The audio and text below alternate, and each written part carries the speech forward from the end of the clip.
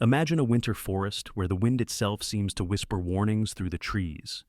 In the icy heart of Coldwater Valley, two officers followed a mysterious signal deep into the wilderness and vanished. What they found out there was beyond anything their training could prepare them for. A silent enemy was waiting, watching, planning. But so was an unexpected guardian, a man who had left the world behind, and a loyal German shepherd who would not allow hope to die in the snow. Before we begin, tell us in the comments where you are watching from. And if stories of courage and loyalty touch your heart, make sure to press subscribe to support the channel so we can continue sharing stories like this. Coldwater Valley lay beneath a winter moon, its forests locked in frost and its roads covered by a skin of white silence. In this remote northern stretch of America, 3 hours from the nearest town with more than one traffic light, the world felt half forgotten by civilization. The storm that had been forecast was now gathering strength, sending a hush of white flakes swirling through the dark like scattered ashes of old legends. Inside the cabin of a patrol SUV, slowly advancing through the frozen backroads, Deputy Ethan Blake was at the wheel. Ethan was 36, tall and broad-shouldered, with brown hair cropped short and a beard that had just begun showing threads of frost against his skin. His eyes, a guarded blue, belonged to someone who had seen too much of human cruelty, yet refused to surrender to cynicism. Once a decorated officer in a major city, he had transferred to Coldwater Valley after a hostage case went wrong. Not because he failed, but because he saved a civilian by risking a colleague's safety. The internal conflict left scars, not visible, but deep. And Ethan came to the valley seeking quiet places and second chances. He spoke softly, chose his words carefully, and had the peculiar calmness of someone who could stand in a burning room and still listen for the smallest clue.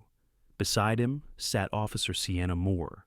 At 28, Sienna was lean and wolf-graceful, with chestnut hair pulled into a tight braid and green eyes that seemed always to be evaluating. She had a sharp, confident posture, someone who had trained both mind and body with discipline. Raised by a military physician father after losing her mother early, Sienna grew up around medical charts, battlefield stories, and quiet stoic endurance. She became a cop not from impulse but from purpose, believing that preparedness and precision could prevent tragedy. Unlike Ethan's quiet, contemplative energy, Sienna's vibe was alert, forward, analytical. She tapped her fingers on the radio console, glancing every few seconds at the GPS tablet in her lap. They were tracking the coordinates of a tip, an anonymous message claiming that illegal weapons were being cached in the Coldwater forests for cross-border smuggling. The deeper into the woods they drove, the more the radio static thickened. Not normal weather interference. This had rhythm to it, like mechanical jamming. Sienna narrowed her eyes and leaned closer to the dashboard. "It's not natural," she said. "The frequency is scrambled by something external. It's targeted." Ethan didn't respond right away. He just watched the road, or rather the faint indentation of it, through the fogged windshield. Then he nodded once. "We're the only unit on this assignment. Someone doesn't want us communicating." The heater hummed. The wipers brushed at the glass. Outside, trees leaned inward like dark sentinels. It was a night made for ghost stories. Their radio suddenly crackled, not with a human voice, but with a short, irregular pulse. Tick, tick, tick, tsh, tick. Sienna's fingers flew over the controls. "Someone's broadcasting near us," she murmured. "Very near." Ethan kept driving at reduced speed, the tires crunching snow. "Don't answer, just monitor." The road bent around a ridge, wind clawed across the windshield. A sign, half buried, flickered past.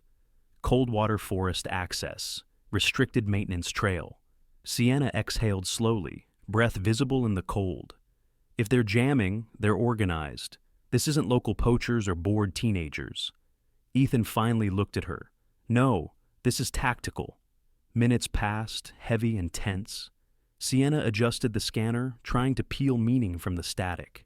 Ethan took in the terrain, snow-choked ditches, densely packed trees, narrow stretches of icy asphalt. A perfect place for someone to hide, and a perfect place for someone to trap patrol officers. Just as they rounded another bend, Ethan's gaze caught the subtle flash of something. A flicker like a lens reflection. in the tree line. He slowed the SUV. He stared into the darkness. "Did you see that?" Sienna followed his line of sight. Reflection? Or a rifle scope? She reached instinctively for her sidearm, a standard-issue service pistol holstered against her thigh. Ethan lifted a hand gently. "Not yet. Don't telegraph we noticed." The storm thickened, snowflakes tumbling hard now, driven sideways by wind. Visibility shrank.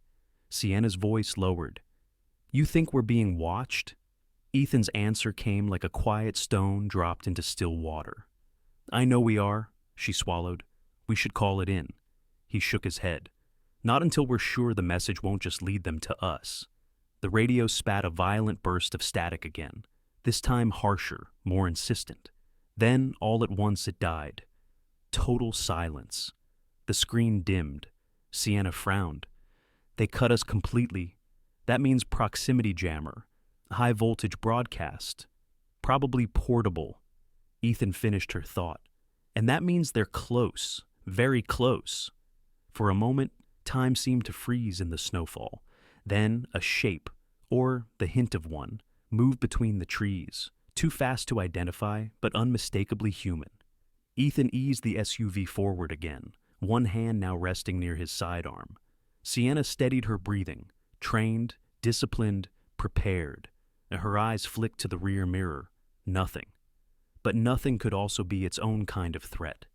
They passed deeper into Coldwater Valley, where civilization thinned to frost and wind. As the storm escalated, the road beneath them seemed to narrow, not physically, but perceptually, until it felt they were no longer driving through the woods, but into the jaws of them. Ethan spoke again after long silence. If they wanted to ambush us, the perfect moment would be soon. Sienna nodded grimly. "We carry on. We stay alert." She tightened her gloves. He tightened his grip on the wheel, and Coldwater watched them, with eyes unseen. Outside the glass, the night whispered, not in words, but in intention. The first move of the hunters had begun, and even if Ethan and Sienna didn't yet know how deep this danger ran, or that somewhere miles away a man named Caleb Rourke and a loyal dog would eventually cross their path, one truth was now certain. They were not alone in the forest, not anymore. The snowstorm had grown into a white tempest. Gusts of wind buffeted the patrol SUV as Ethan Blake navigated the maintenance trail deeper into the forest.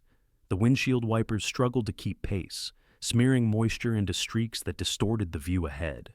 The tree line on both sides felt closer now, like a throat tightening around them.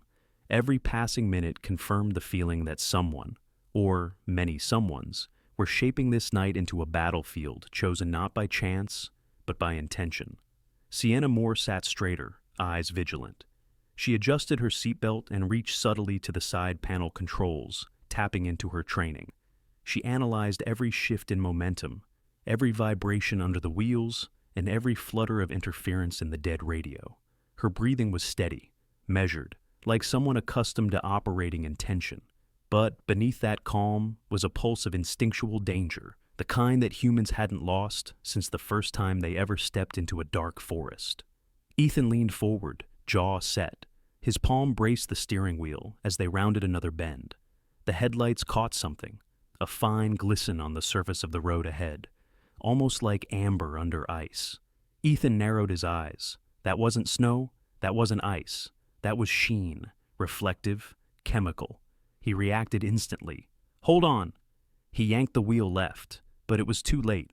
The tires hit the frozen slick of industrial-grade lubricant, oil that had been deliberately sprayed and left to bind with the sub-zero air, transforming the road into invisible glass.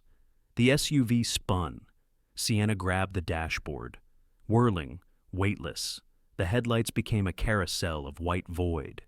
Ethan fought the wheel, but the SUV was no longer responding to human command. It slammed sideways into the snowbank. Metal shuddered. The vehicle dropped into a shallow ravine, leaving only half of its frame above the icy ridge. Silence followed, the unnatural quiet that follows shock, broken only by the wind. Ethan exhaled hard, bracing himself. "You all right?" Sienna unclenched her fingers. "I'm fine." She checked her limbs. No injury. They both reached for their radios. Nothing. Still dead. Their phones. No reception. Ethan's senses sharpened, listening, feeling what the world might be telling them. Then he heard it. Crackling. Snow movement. Not from wind. From feet. Multiple. Above them. He mouthed silently, "They're coming." Sienna's eyes flicked up. She quietly reached for the emergency holster, but before she could release it, the world exploded in motion. Figures emerged from the tree line. Dark shapes. 5. No. 6. Armed, with flashlights mounted to rifles. Blinding beams lit up the wrecked SUV. Harsh voices cut through the storm. "Hands where we can see them!" Ethan slowly raised his palms, emerging from the driver's side, boots crunching, into the snow. Cold blasted into his lungs. Sienna exited on the passenger side, her stance careful, her mind running tactical calculations. Her sidearm remained holstered for now. Any attempt toward it would end in bloodshed. The man in front, clearly the leader, stepped forward. He was tall, early 40s, with a weathered leather coat and sharp, predatory eyes. His beard was flecked with frost, but his voice came with confident cruelty. "You picked the wrong night to follow the wrong trail." Ethan didn't flinch. He met the man's gaze with level calm.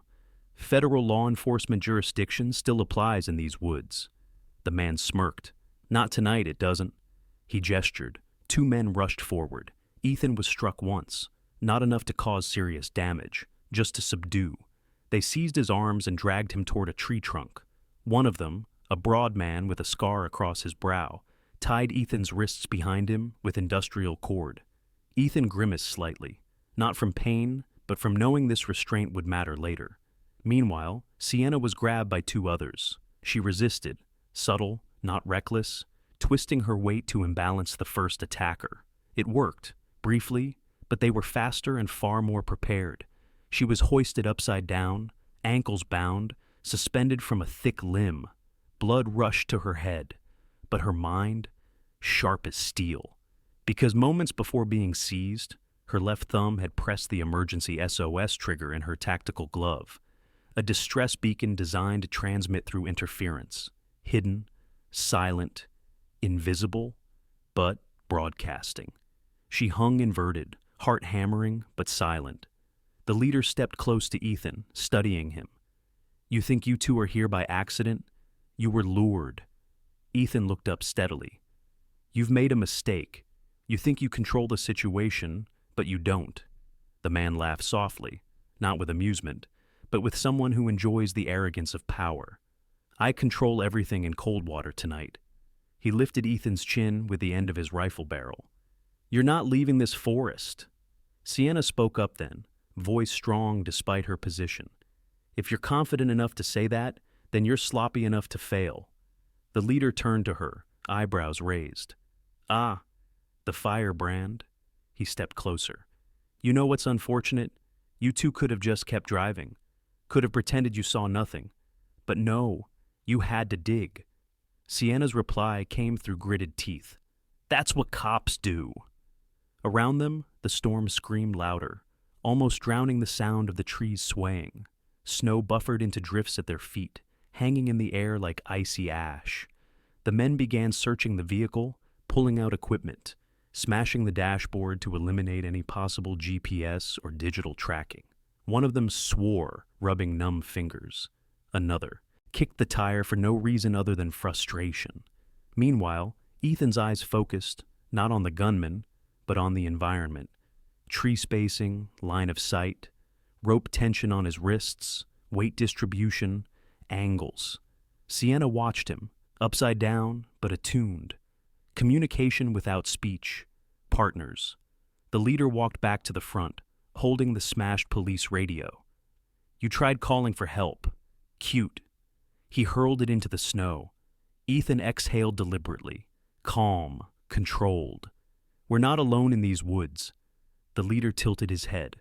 "Oh, but you are, and by dawn, nobody will find even your tracks." He waved a hand, motioning his group to reposition.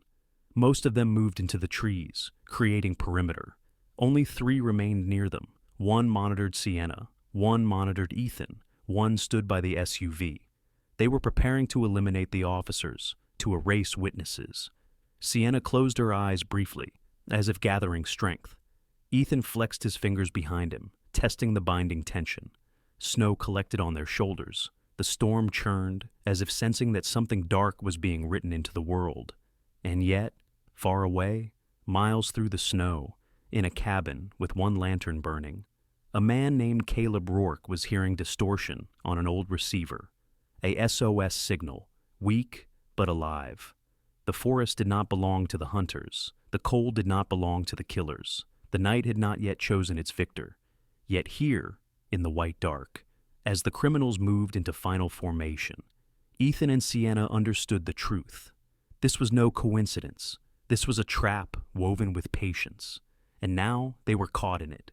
But the game was not done. Not yet. Not while breath remained. Not while hope still flickered. Not while someone, somewhere, was listening. Coldwater Valley stretched far beyond where any patrol roads existed, into vast unmarked wilderness known only to loggers, hunters, and old ghosts of the frontier.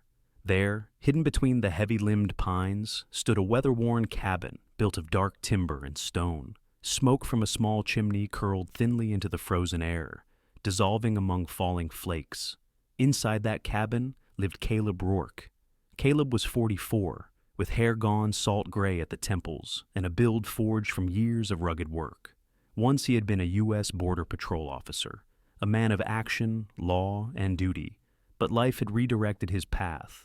Years earlier, a smuggling incident gone awry left his partner dead in his arms, a young agent with bright hopes named Lucas Dre. Caleb had blamed himself entirely, despite official clearance.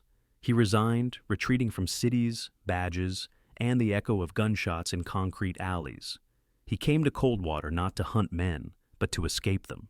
In solitude, he split firewood, tracked game, and lived simply.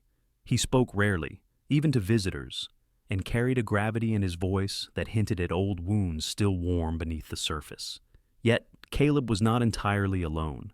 His companion was Bruno, a 5-year-old German shepherd with a sable black coat and amber eyes that reflected intelligence and loyalty. Bruno was large for his breed, muscular, agile, and astonishingly perceptive. Caleb had found him as a half-starved stray near the border back when he still wore a badge. Something in the dog's posture, proud despite weakness, spoke to Caleb. He took the dog in, named him Bruno after a legendary tracker dog in his grandfather's stories, and over the years, the two became inseparable. Bruno understood commands not just by voice, but by tone and intent. He read human moods with uncanny sensitivity. If Caleb was steady, Bruno was calm. If Caleb grew tense, Bruno transformed into a vigilant sentinel of winter. Tonight, Caleb sat at a battered wooden table, repairing a lantern wick, when the receiver on his shelf clicked and crackled. It was an old emergency frequency radio, a remnant of his service years, still functional through storms and mountains. The signal sputtered. Shh! SOS! Shh! Trapped! Caleb lifted his head. Bruno's ears pricked. The signal wavered, cut, returned faintly like a breath in dying wind. Officers, Coldwater, need, assist. Then static swallowed the rest. Caleb slowly set the lantern down. Bruno rose to his feet. Caleb moved to the radio, adjusting the tuner. Come on, come on. No response, just emptiness. Caleb closed his eyes. That tone, that pattern behind the interference, was not random. It was a coded service pulse, an emergency transmission from law enforcement, and not from a distant region. The signal was close, very close. He whispered, "Someone's out there." Bruno paced to the door, pawing once, then turning to look back at Caleb. A clear question. "We're going?" Caleb grabbed his heavy winter coat from the hook, canvas-lined, fur-collared, and shrugged into it. He reached for a rifle, not out of aggression but precaution, and slung it across his back. He strapped on snow gaiters and pulled gloves tight. Bruno whined low, eager. Caleb knelt and rubbed the dog's cheek. "All right, boy, let's find them." They stepped out into the storm. The The cabin door shut behind them with a thud that felt like the end of a chapter and the beginning of another. Through the trees, Caleb followed his instincts, the ones he thought he had abandoned when he walked away from law enforcement. But skill never truly dies in a man. It just sleeps until called. He scanned the terrain. Bruno sniffed, deep, methodical, trained by nature and encouragement rather than force. The snow here carried stories. Every track left a whisper. Bruno caught scent first, his body stiffening, tail straight.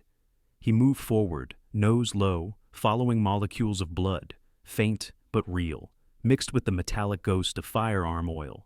Caleb frowned. There's been fighting. Bruno pressed ahead through drifts. Caleb followed, boots sinking with each pace. The forest grew darker, denser. Wind whipped snow like sheets of glass. At a clearing, Caleb paused. There, half buried in a halo of disturbed snow, were skid marks, then crushed brush, then the imprint of a heavy vehicle. Caleb moved faster. Bruno broke into a run, bounding through snow like a living engine. And then they saw it. The patrol SUV, tilted sideways in a ravine, glass fractured, metal dented. Caleb's heart tightened. God, someone really did go down. Bruno circled the vehicle, nose working like a forensic instrument. Caleb slid down the snowy slope and peered inside. Empty. No bodies, just chaos. A shattered radio. A cracked GPS module. Torn seatbelt. He ran a thumb over the broken dashboard.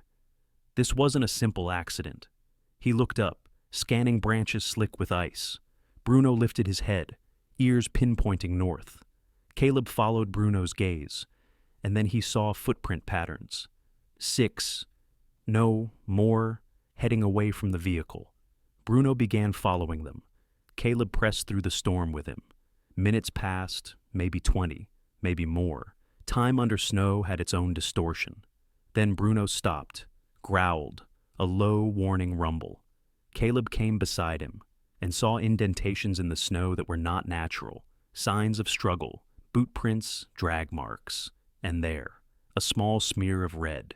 Caleb touched it, cold but distinct. Blood. His voice was steady but grim. They were injured. Bruno's nose quivered, his hackles rose. Caleb's mind snapped into investigative clarity, calculating rather than panicking. 2 law officers, ambushed, taken, alive, likely by armed group using radio jamming. He looked deeper into the woods. So they're still out there. Bruno barked, a single sharp declaration of direction. Then he began leading. Caleb followed. They trekked through thicker snow now, deeper forest, the storm clawing at them. Caleb spoke aloud, though perhaps more to himself than Bruno. We don't know how many we're up against, but we can't leave them. Bruno didn't judge. Bruno didn't weigh risks. Bruno simply believed. That was his strength. At last, through the white swirl, Caleb spotted a thin shape, a branch with industrial cord tied to it, fresh, a sign of restraint, a sign of captivity. Bruno stopped and lifted his muzzle, sniffing intensely. His body leaned forward, his teeth bared. He had located the trail. Caleb's eyes hardened like steel. Good boy, let's bring them home. From here on, the forest narrowed, the world tightening into tunnels of snow and shadow. Somewhere ahead, Ethan Blake shivered against a tree. Somewhere beyond, Sienna Moore hung suspended. Somewhere in the storm, criminals believed themselves invincible. But they were wrong. Because a man who had lost faith was finding purpose, and a dog forged by loyalty was tracking justice. Together, they cut through the white. Hunters of the hunted. And though neither Ethan nor Sienna yet knew it, hope was on the way. The night had thickened to a white blindness. The wind screamed between trees like an ancient warning, and snow swirled in violent spirals that cut visibility to mere meters. Caleb, Rourke, and Bruno pushed forward through it, leaving the patrol car behind, following the trail of footprints that wove through darkness and drift. Bruno's determined pace never faltered. Caleb kept one hand near the rifle slung across his back, more for steadying balance than aggression. He didn't want to fire unless he had no other choice. He had taken a life before, and the memory still visited him in dreams. Bruno suddenly halted. He stiffened, growled. Caleb crouched beside him. Through the snow, a shape began to emerge, at first like part of the tree itself, then like a human silhouette tied against it. Ethan Blake, barely conscious. Frost clung to his eyebrows and beard like white moss. His lips were blue. His arms were bound tight behind the tree trunk by industrial cord, cutting circulation. His breath came in ragged shivers. Caleb's eyes lit in recognition, not personal, but professional, law enforcement. One of the voices from the transmission. Approaching carefully, Caleb whispered, "I'm here to help you." Ethan struggled weakly to raise his head. His voice cracked. "You're not with them?" Caleb shook his head. He pulled a knife from his belt, a sturdy utilitarian blade. With efficient pressure, he cut through the binding cord. Ethan gasped as circulation jolted back into his hands. He stumbled forward, and Caleb caught him under the arms. Up close, Caleb could see the man's state. Ethan's fingers were stiffened, numb. His shoulders trembled violently. Hypothermia was whispering close. Caleb guided him to lean against a fallen log. Bruno pressed against Ethan's side, sharing body warmth. Ethan looked at them, half delirious, half grateful. "She's still alive. Sienna. They hanged her." His voice choked. Caleb nodded. "We'll get her." He didn't ask how many, didn't ask where, because Bruno already knew. The dog sniffed the air again, found the direction, and moved toward a deeper part of the forest, one where a faint, muffled sound echoed. A groan, or a whimper, or the wind trying to speak through a throat. Caleb helped Ethan up. "Can you walk?" "Barely," Ethan grunted. "But I will." They followed Bruno, through branches, over drifts, between shadows. Then, finally, Caleb saw her. Sienna Moore, hanging suspended upside down from a thick branch, ankles bound. Her face red with blood pooling downward, her expression strained. She had lost some consciousness, but not fully. Her eyes still flickered with awareness. Caleb moved fast. He climbed partway up the trunk, braced his boots, and sliced through the rope. He caught Sienna as she fell, lowering her gently to the ground without letting her head strike the snow.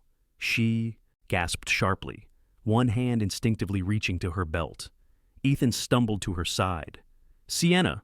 Hey, you're okay. We've got you." She blinked, disoriented, but recognized Ethan's voice. She winced as the blood began resettling in her body. Caleb examined her for injury, fingers moving with the competence of someone who had once performed many field triages.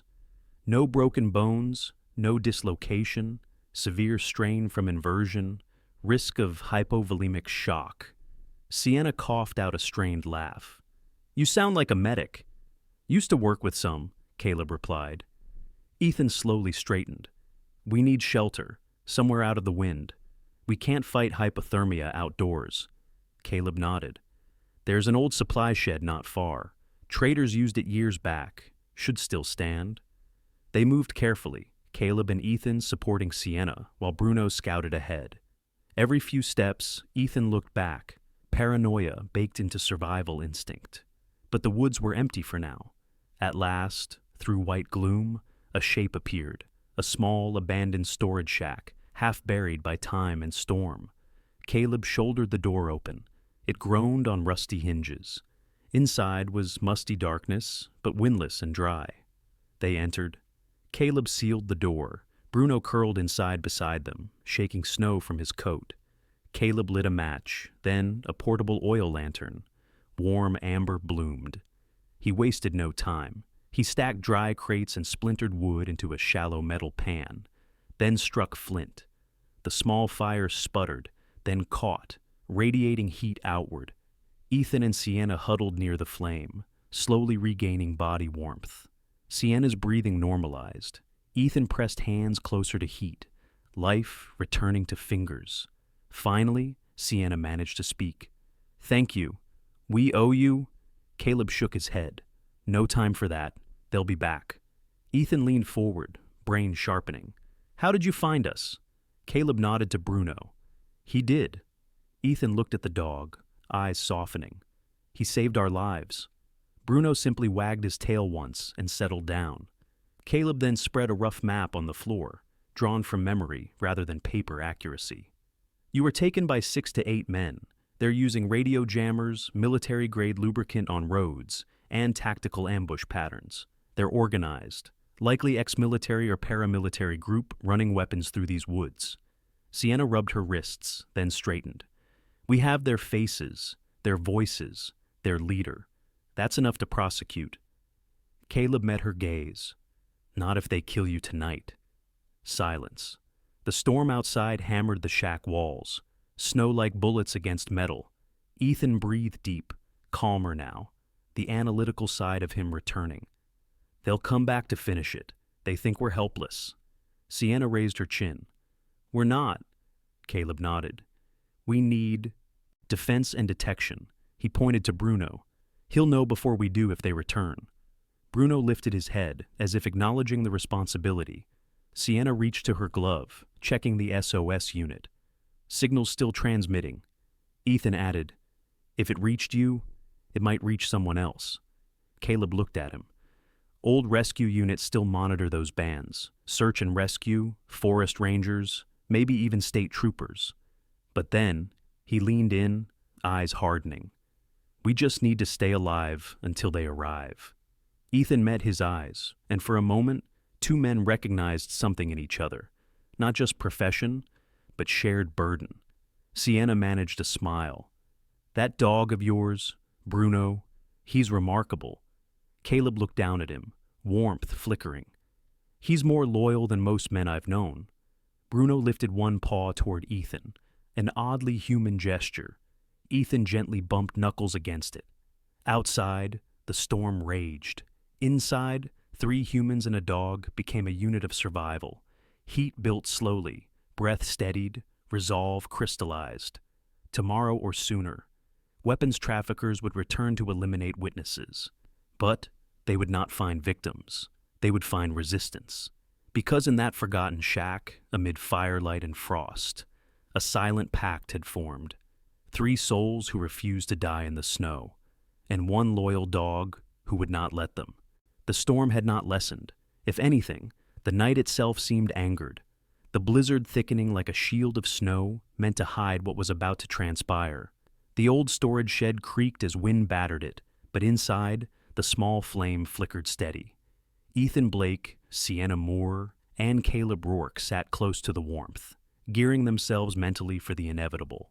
Bruno lay stretched out at the door, ears pricked, alert to every vibration, every faint sound beneath the roar of the storm. The fire cast long shadows.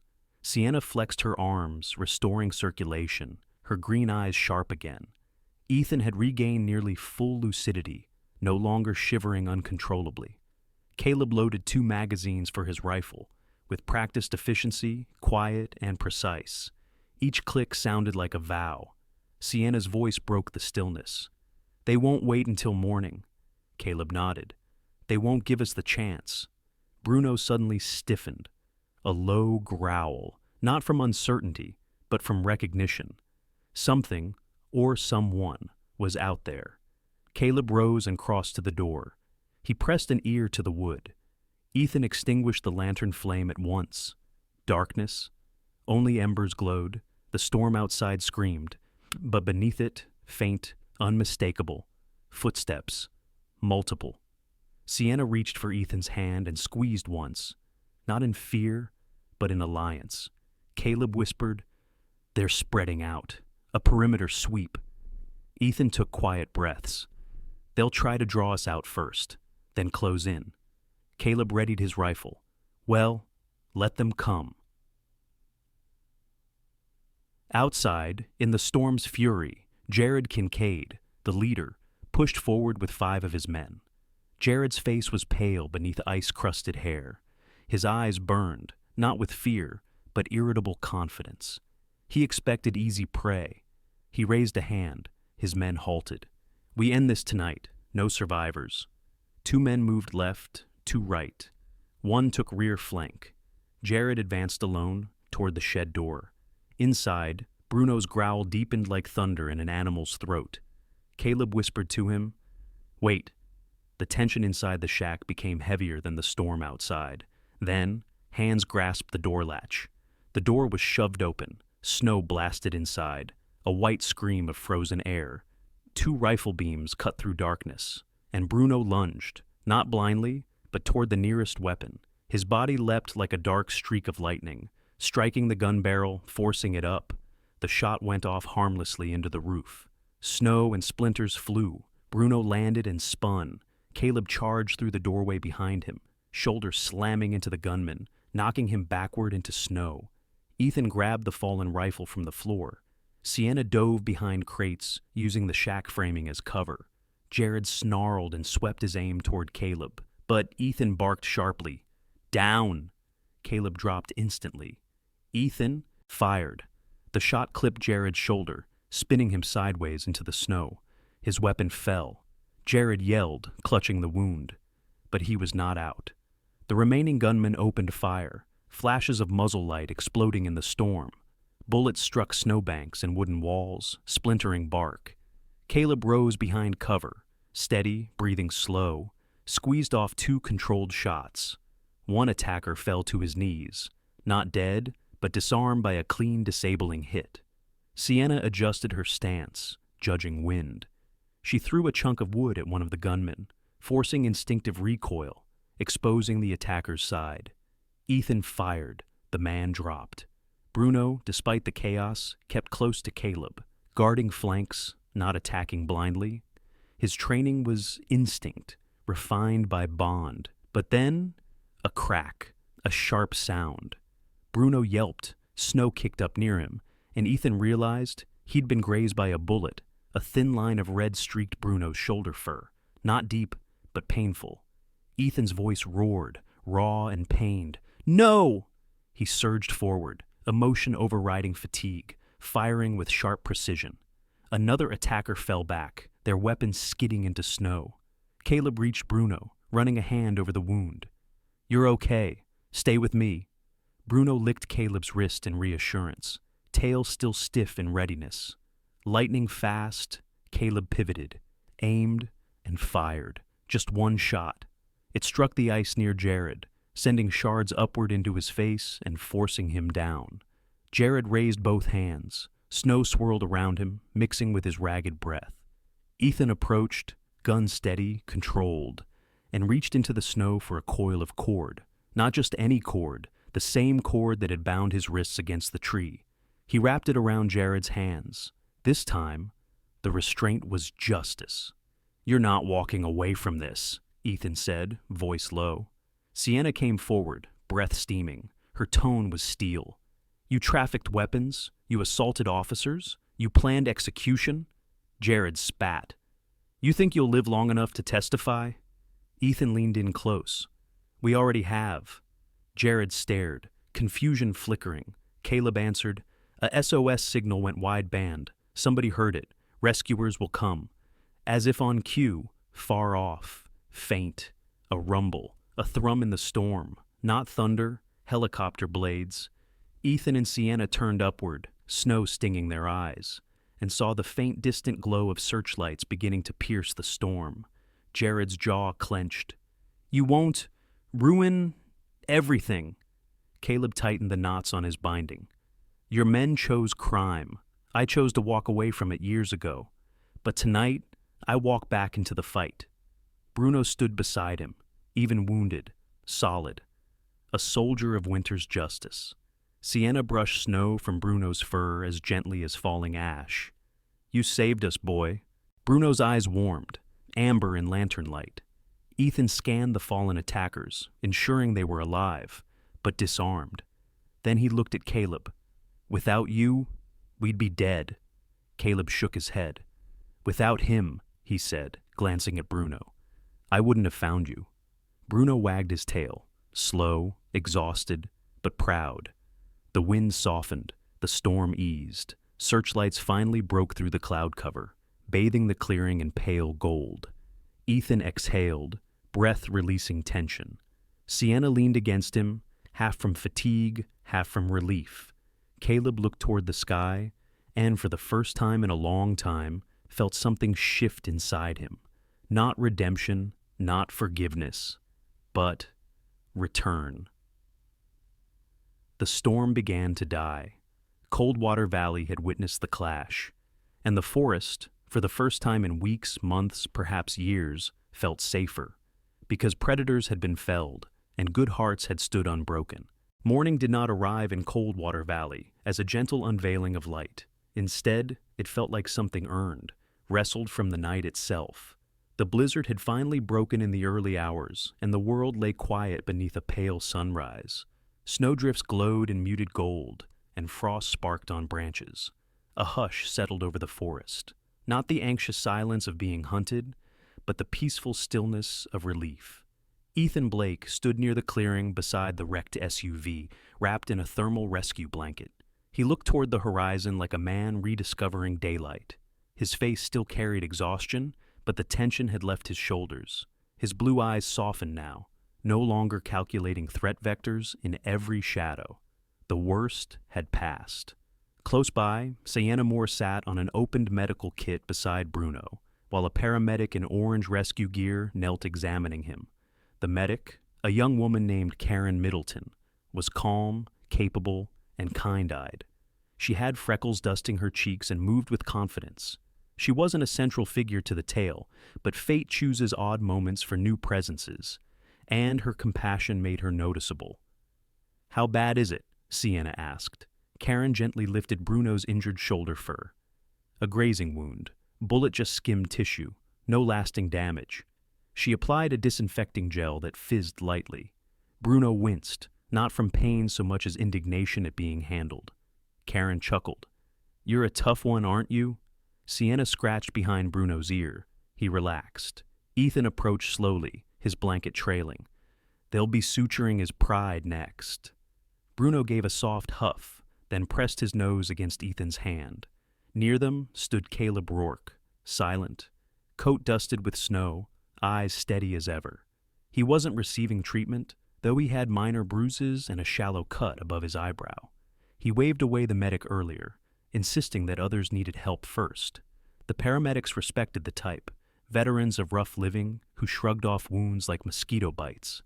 A state police helicopter sat nearby now, its rotors slowly winding down. Several officers surveyed the site, documenting evidence. The criminals, handcuffed with their hands bound behind their backs, sat in the snow under guard. Jared Kincaid glared at the group of survivors, but his once fierce certainty was gone. His expression was bitter defiance now, tinged with the sinking awareness that his plans had collapsed and his freedom evaporated. The turbine thunder of the helicopter blades had drowned his empire of quiet crime. Sienna rose, stretching her legs. "We'll need to file reports once we get back to town. Internal review, formal statements." Her tone was pragmatic, but her gaze drifted to Bruno again, grateful. Ethan nodded. "They'll want every detail, especially how we survived out here." Caleb responded evenly. "You survived because you didn't give up, and because this one," he touched Bruno's flank, "didn't stop looking." Bruno looked up at him with bright amber eyes. For a moment, there was a delicate bond in the air. Between four souls who had shared a night not many would ever fully understand. A senior ranger approached, Commander Miles Reddington. He was in his 50s, barrel-chested, with silver hair cut close and a beard bristling like frost grass. He carried authority with quiet weight. His weathered face broke into an appreciative half-smile. "You three, and that remarkable dog, saved us a much larger crisis. Trafficking rings like this spread fast. Stopping them here," he tapped his chest. "That matters." Ethan and Sienna nodded politely. Caleb simply said, "Just doing what was necessary." Reddington looked at him more closely. "You've got training, tactical instinct. Ever consider putting that to use again?" Ethan watched Caleb, curious, but Caleb looked at the snow, not dodging the question, but absorbing it. "I wore a badge long enough, lost too much for it. I'm not going back to that world." He looked upward, toward the mountains and trees that framed his solitary life. "This suits me." Sienna spoke softly. "You don't have to carry that old guilt alone. What happened to your partner? Lucas, wasn't it?" Caleb's eyes tightened faintly. "Old pain, old memories. But this, He gestured at the forest. This let me breathe again. And yet, Ethan added gently, you still answered the call. Caleb gave a small nod. Some duties never really leave us. Karen finished bandaging Bruno and rose to her feet. He'll need rest, but he'll be okay. And hey, if he ever wants to retrain as a search and rescue dog, I'd take him in a heartbeat. Caleb gave a humor-tinged snort. He'd just end up training your whole staff instead. Karen grinned. I believe that. Soon, officers lifted Jared to take him toward the helicopter. His boots dug into snow. This isn't over, he hissed. Caleb stepped close, eyes unblinking. For you, it is. Jared stiffened. There was nothing left to say. He was taken aboard. Snow kicked up as the helicopter lifted, carrying him toward a courtroom far from these frozen trees. Later, the cleanup operation thinned. Officers gathered data and began coordinated withdrawal. The wounded were stabilized, reports collected, gear packed. At last, the moment neared when Ethan and Sienna would board the evacuation chopper. Return to command, bureaucracy, paperwork, warmth. Ethan shook Caleb's hand. I hope we see you again. Caleb answered quietly. If you're ever back in Coldwater, I'll be around. Sienna placed a hand on Caleb's shoulder. You saved our lives. You saved your own, he replied. I just helped you get there. Then Bruno stepped forward. He pressed against Ethan first, then Sienna, his warmth a farewell. When he came to Caleb's side again, he sat, upright, proud, loyal. Ethan smiled. He's not just your dog, he's your compass back to humanity. Caleb exhaled. Maybe so. The rotors spun up again. Wind kicked snow into miniature cyclones. Ethan and Sienna climbed aboard. As the helicopter lifted, Ethan looked out the side window, seeing Caleb and Bruno below. A solitary man and his dog in the thawing dawn. It seemed a scene from another time, a quiet legend forming right before his eyes. Sienna whispered, watching them shrink beneath the rising helicopter.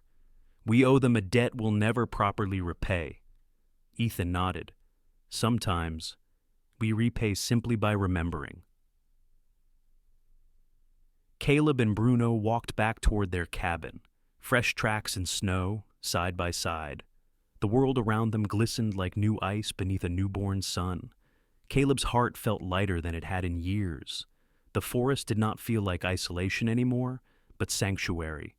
He glanced at Bruno, who trotted happily, injury forgotten, spirit bright. Caleb murmured, You did well, boy. Bruno's ear flicked. A silence settled, comfortable, companionable, as they vanished into the evergreen labyrinth. In the weeks that followed, Coldwater Valley remained safer. Weapons ceased moving through its borders. Locals learned and murmured gratitude that a hermit and his remarkable dog had stood against shadows. Hushed stories spread.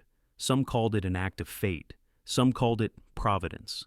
But most simply said, there was a man who had lost faith, and a dog who never had. And one snowy night, they brought hope to those who were nearly lost. And so their tale, not written in official records nor carved in stone, became a quiet legend of the northern winter. One told in warm taverns, one repeated by park rangers, one whispered by old hunters, until it became simply part of Coldwater's soul. In the quiet ending of this winter journey, we are reminded that the miracles of God do not always arrive with thunder or bright signs. Sometimes they come through the loyalty of a humble dog, through the courage of a man who steps out of isolation to help strangers, and through the quiet strength that God plants in ordinary hearts. In our everyday lives, we each face our own cold valleys, moments of fear, doubt, or loneliness. But God walks beside us even then, guiding our steps and sending comfort in forms we never expected. If this story moved your spirit, please share it with someone who may need hope today. Leave a comment to tell us your thoughts and type Amen if you believe in the gentle miracles God sends into our lives. May God bless you and your loved ones with peace, protection, and strength. And please press subscribe to support the channel so we can continue bringing stories of faith, compassion, and quiet redemption.